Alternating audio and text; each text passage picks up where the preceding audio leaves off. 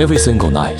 The moment you close your eyes, your brain quietly opens the door to a completely different reality. It's a place where time can flow backward, distance no longer matters, and people you've lost years ago can suddenly stand right in front of you. Cities you've never visited somehow feel strangely familiar. One moment you're sitting in your bedroom, the next, you're walking through ancient Egypt. Or wandering a city hundreds of years in the future, and somehow none of it feels unusual. The sun can rise in the west, fish can swim through the sky, a cat can suddenly start speaking perfect English. Yet while it's happening, your brain accepts every impossible moment without question. Only after you wake up does your sense of logic finally return. And then your brain does something even stranger. It starts erasing everything that just happened. Just minutes earlier, every detail of your dream felt crystal clear. But as consciousness slowly takes over, those vivid scenes begin to melt away like ice in the sun, leaving behind only scattered fragments. Sometimes you can actually feel the memories slipping away. You know they're disappearing, yet no matter how hard you try, you can't hold on to them. Almost everyone experiences this nearly every day. Now imagine something different. If someone suddenly lost control of their body during the day, so people who weren't really there experienced a world that completely ignored the laws of reality, and then forgot the entire experience afterward. Most of us would assume they were suffering from a serious neurological or psychiatric disorder. But when the exact same thing happens while we were asleep, we simply call it dreaming. And somehow that's perfectly normal. Which raises an incredible question. Why would the human brain spend so much energy creating an entirely fictional world every single night? If dreams are nothing more than meaningless hallucinations, why do almost all mammals dream? And if dreams serve no purpose at all, why haven't they disappeared after millions of years of evolution? Humanity has been asking these questions for thousands of years, and as science has advanced, the answers have changed again and again. Throughout history, some of humanity's greatest discoveries have been linked to dreams. One of the most famous stories begins in 19th century Germany. Chemist August Keck had spent days struggling with one of the biggest mysteries in chemistry. What exactly was the structure of the benzene molecule? Scientists already knew that benzene contained 6 carbon atoms and 6 hydrogen atoms, but no existing model could explain why it behaved so differently from other compounds. For days searched for an answer, nothing worked. Then one evening, exhausted after countless hours of thinking, he drifted off in his chair. As the story goes, he had a dream. He saw a snake twisting and turning through the air. Then suddenly, he grabbed its own child. The snake became a perfect circle, woke up instantly. What if carbon atoms weren't rearranged in an open chain? What if they formed a closed ring instead? That single idea eventually led to the famous benzene ring structure. The breakthrough that became one of the foundations of modern organic chemistry. Now historians still debate how much of this story actually happened. Like many famous scientific legends, parts of it may have been embellished over time. But whether every detail is true isn't really the point. The story illustrates something scientists have observed for generations. Sometimes, dreams allow the brain to connect ideas that seem impossible to link while we reawake. And chemistry isn't the only field where this has happened. Music has its own remarkable example. Dreams haven't just inspired scientific discoveries. Some of the world's most famous works of art may have been born at two. Paul McCartney once recalled that the melody for Yesterday didn't come from hours of writing or experimenting. One morning he simply woke up, and the entire tune was already playing in his head. It sounded so complete, so polished, that he was convinced he must have heard it somewhere before. For weeks he asked musicians friends and producers the same question. Have you heard this song? He genuinely believed it belonged to someone else. Only much later did he finally accept an astonishing possibility. The melody had come from his own dream. And he wasn't alone. The French mathematician Henry described moments when the solution to complex mathematical problems seemed to appear only after he stepped away from his work. Indian mathematical genius Srinivasa Ramanujan even believed many of his extraordinary formulas were revealed to him in dreams. There's also the famous story behind the sewing machine. Legend has it that inventor Elias has struggled for years to design an efficient needle. Then one night, he dreamed he had been captured by warriors carrying spears with holes near their tips. When he woke up, the solution suddenly became obvious. Move the eye of the needle to the front. Whether every detail of these stories is historically accurate is still debated, but together, they point towards something fascinating. Dreams can sometimes produce connections that seem impossible during our waking hours. Of course, scientists don't believe dreams possess some mysterious supernatural power. The more likely explanation is far more interesting. Even while we're asleep, the brain never truly stops working. Instead, it continues processing information, sorting memories, reorganizing experiences, and combining ideas in ways that are very different from our conscious thinking. Every now and then that process produces something genuinely original, a creative breakthrough, a fresh perspective, or the missing piece of a puzzle we find in struggling to solve. But perhaps that's asking the wrong question. The real mystery isn't whether dreams can inspire creativity. It's why our brains dream in the first place. For thousands of years, humanity has searched for an answer, and every generation believed it had finally found one. Ancient Egyptians believed dreams were messages from the gods. They even built special temples where people would sleep, hoping to receive divine visions. Priests would then interpret those dreams, searching for guidance about the future. The ancient Greeks shared a similar belief. To them, dreams could predict wars, reveal illnesses, or warn of events yet to come. Kings and generals sometimes made decisions that affected entire civilizations based on what they had seen while asleep. For centuries, dreams were treated as windows into the supernatural. Then at the beginning of the 20th century, psychology transformed the conversation.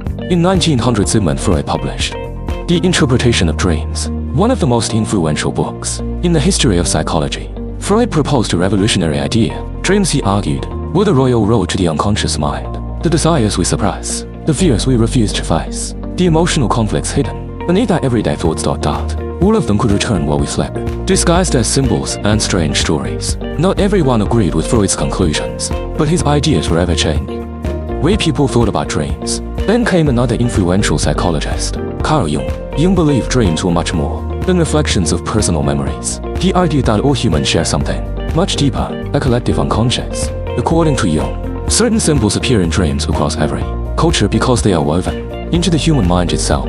The hero, the monster. The wise old guide, the mother, the ocean, the mountain, the labyrinth. These aren't simply random images. They read timeless archetypes that have echoed through myths, religions, and stories for thousands of years. Whether or not Jung was right, his ideas shaped psychology for decades. For much of the 20th century, researchers focused on a single question: what do dreams mean? But eventually, advances in neuroscience changed the direction of the conversation once again. Scientists began asking a very different question. Maybe the meaning of dreams wasn't the most important mystery. Maybe the real question was much simpler. Why do dreams exist at all? After all, dreaming isn't unique to humans. Almost every mammal experiences it. And in evolution, features that consume enormous amounts of energy rarely survive without serving some kind of purpose. If dreams were completely useless, natural selection should have eliminated them millions of years ago. So instead of interpreting dreams, scientists decided to watch the brain itself. And that decision would lead to one of the biggest breakthroughs in the history of sleep research. Once your body has been temporarily switched off, your brain begins producing one of the most convincing illusions you lions ever experience. The first thing to come alive is your visual cortex. On paper, that makes no sense. Your eyes are closed, your bedroom is dark, almost no visual information is entering your brain from the outside world. And yet, brain scans show that the regions responsible for processing vision become incredibly active during REM sleep. Instead of receiving images, your brain starts generating them. Faces you've seen before, streets you've walked down, movies you've watched or books you've read, even tiny details you thought you'd forgotten years ago can suddenly reappear. But your brain doesn't simply replay memories like an old home video. It behaves more like a film editor. It cuts memories apart, mixes scenes from different times and places, then stitches them together into an entirely new story. That's why the house you grew up in might suddenly appear in another country. Your elementary school teacher could be sitting beside your current co-worker. A loved one who passed away years ago might casually strike up a conversation, as if you'd seen them only yesterday.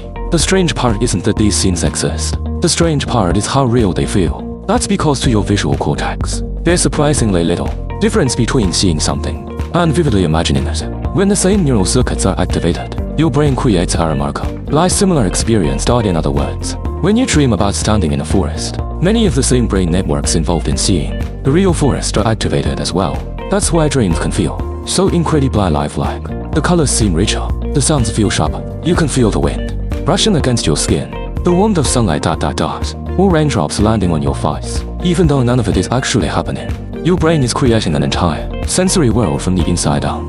Then another remarkable shift takes place. The part of your brain responsible for logic, reasoning, and self-control begins to quiet down. This region is known as the prefrontal cortex. During your waking hours, it's constantly asking questions. Does this make sense? Is this possible? Something feels wrong here. It's the voice of reason that keeps your understanding of reality grounded. But during REM sleep, that voice grows surprisingly quiet, and suddenly, the impossible becomes perfectly normal. You might ride an elephant across the Sahara Desert, while discussing algebra with a talking fish. One moment you re-attending your college graduation.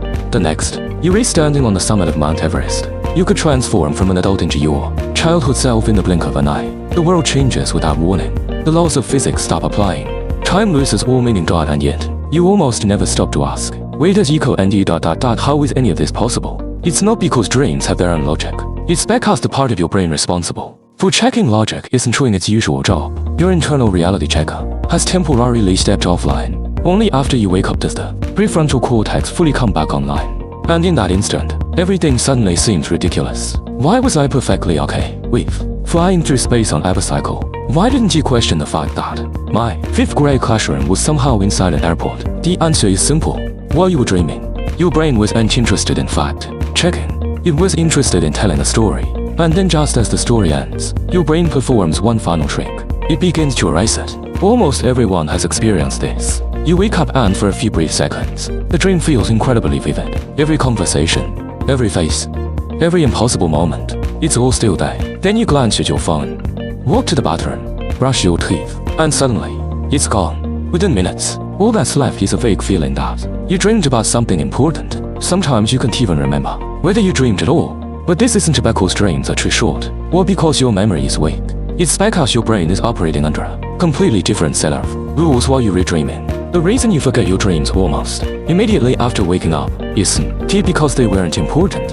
It's because your brain never intended to store most of them in the first place. During our EM sleep, the brain operates under a completely different chemical environment.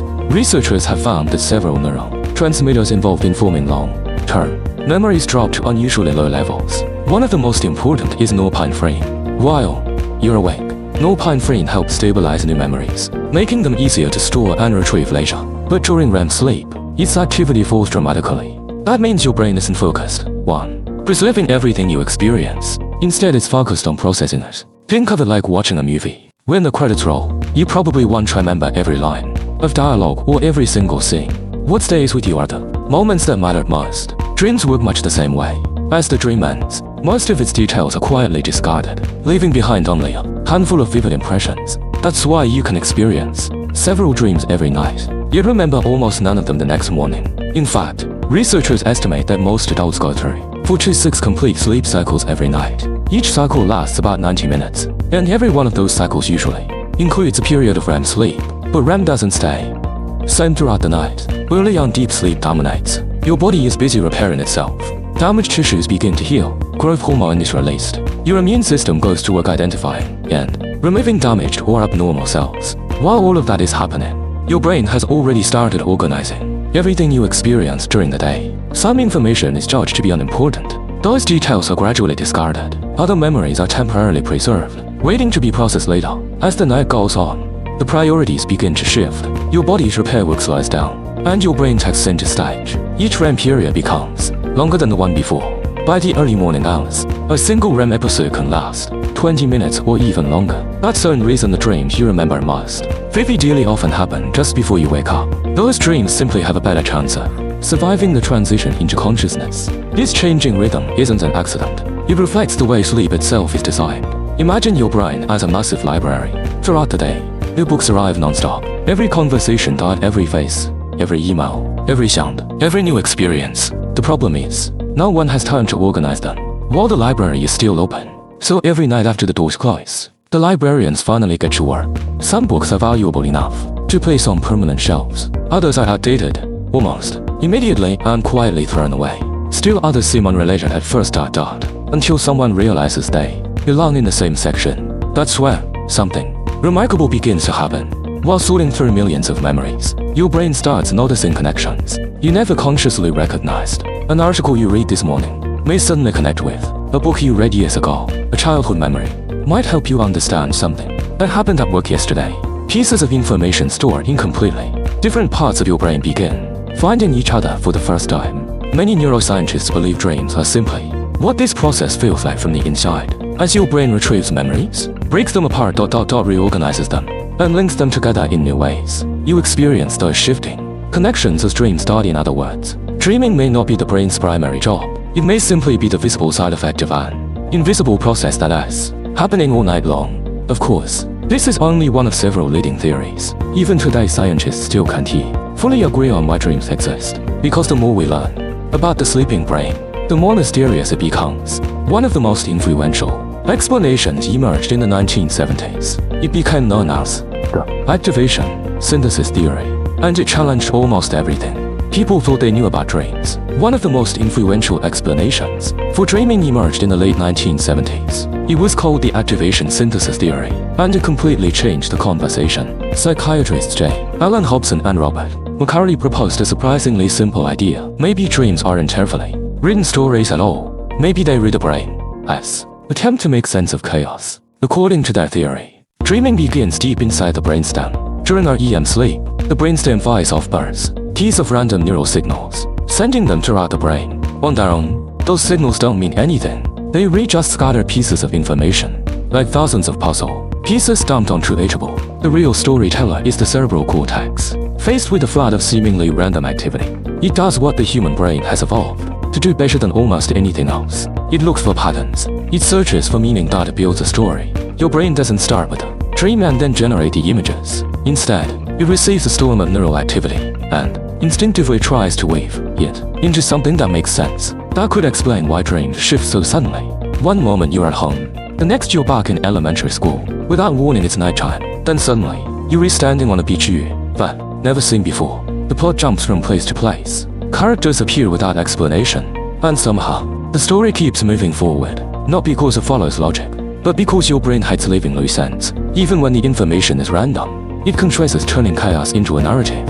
For years, this theory dominated dream research, but as brain imaging technology improved, scientists discovered something unexpected. The sleeping brain was nearly as random as they had imagined. Different regions of the brain weren't firing independently. They were working together. Memory networks, emotional centers, sensory systems, many of them became active in highly coordinated ways that suggested dreams might serve a much more meaningful purpose. One of today's leading theories is that dreams help regulate our emotions. Think about everything you experience in a single day. Stress, disappointment, fear, embarrassment, grief. Those emotions don't simply disappear when you fall asleep. Your brain still has to process them. During our REM sleep, one structure becomes especially active: the amygdala, the part of the brain deeply involved in processing emotion. At the same time, several chemicals associated with the body stress response remain unusually low. That combination creates something remarkable. Your brain can revisit emotion, allow difficult experiences, without triggering the same intense physical stress you felt the first time. It's almost like watching a painful memory from a safe distance. The event is still there, but the emotional sting has been softened. That may explain something almost everyone has experienced. You have an awful day, a terrible conversation, a crushing disappointment. Nothing about the situation changes overnight, and yet after a good night's sleep, it somehow feels easier to handle. Sleep didn't solve the problem, but it may have helped your brain process it. There's another fascinating theory as well. What if dreams are actually a virtual training simulator? Look at the dreams people report all over the world: being chased, getting lost, falling from great heights, running away, searching desperately for someone. These themes appear across cultures, generations, and continents. Evolutionary psychologist Auntie Revan Sewell proposed what's known as the threat simulation theory. He argued that dreams evolved as a kind of survival rehearsal. Our ancestors lived in a world filled with danger, predators, enemies, starvation, natural disasters. Those who repeatedly practiced responding to threats, even while asleep, may have gained a small survival advantage when those dangers appeared in real life. Today, most of us no longer run from predators, but the threats have changed. Instead of escaping wild animals, we dream about missing an important exam, being late for work, losing our way, or searching frantically for someone we love. The dangers are different, but the simulation continues. Of course, no single theory explains every dream. Some dreams are terrifying, others are peaceful. Some replay real memories almost perfectly. Others create worlds that have never existed. Dreams are simply too diverse to fit neatly into one explanation. And that's exactly why scientists are still studying them today. Perhaps that's what makes dreaming so fascinating. It may have started as a simple biological adaptation, but over millions of years, evolution may have turned it into something far more complex. A system for organizing memories, regulating emotions, building unexpected connections, sparking creativity, or perhaps all of those at once. And despite everything we've learned, one extraordinary fact remains. Humanity has photographed black holes billions of light years away. We've mapped nearly the entire human genome. we've built artificial intelligence capable of learning, creating, and even helping us understand ourselves. Yet every single night, our own brains create a world we still can't fully explain. Maybe the greatest mystery in the universe isn't waiting somewhere among the stars. Maybe it's already inside our heads. So tonight, when you turn off the lights, close your eyes, and feel yourself drifting toward sleep. Take a moment to appreciate what's about to happen. Because in just a few minutes, you'll step into the strangest, freest, and most private movie theater on earth. A place with no director, no script, and no rules. You might see someone you've missed for years. You might visit a place that has never existed. You might even stumble across the answer to a question that's been hiding in the back of your mind. Or you might simply find yourself drinking bubble tea on the moon with a panda that plays the piano. After all, when you're dreaming, absolutely anything is possible. If you enjoy exploring the science behind the ordinary moments we all experience, make sure to subscribe and join us for more. And before you go, tell us in the comments, what's the strangest dream you've ever had? I'd genuinely love to hear your story. I'm Milo, and I'll see you in the next video, where we lions continue exploring the incredible mysteries hiding in everyday life.